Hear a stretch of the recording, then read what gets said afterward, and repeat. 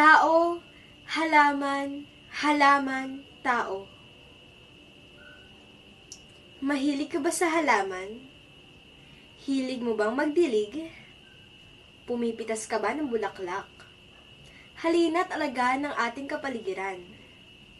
Mapabulaklak, dahon o puno pa yan, lahat yan mahalaga at ating kailangan. Hindi lang tayong mga tao, pati na rin buong mundo. Minsan nga, napapaisip ako, paano na kaya tayo kung walang mga yan? Mabubuhay pa kaya tayo sa maduming hangin na ating malalanghap? May makakain pa kaya tayo sa tuwing kumikirot ang tiyan? May maaliwalas at makulay pa kayang kapaligiran? At magpoprotekta sa tuwing umuulan?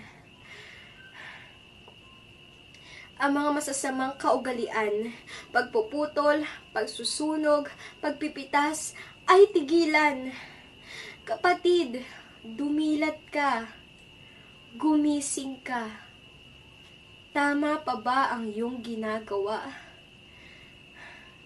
Pero kahit ganon, nakakatuwa pa rin isipin na marami pa rin ang nag-aalaga at nagpoprotekta na tila ba mahal na mahal nila at ayaw pakawalan.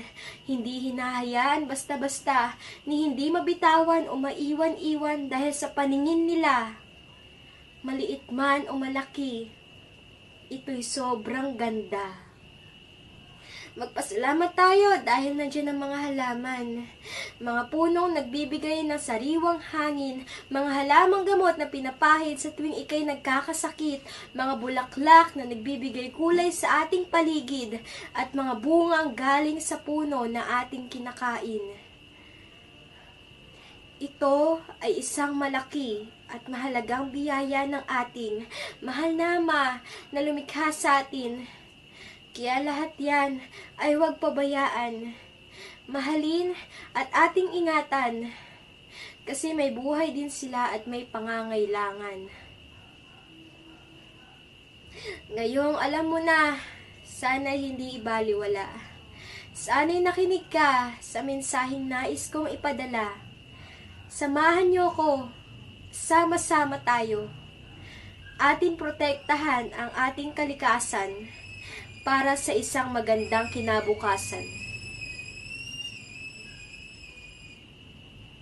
Yun lamang po. Maraming salamat.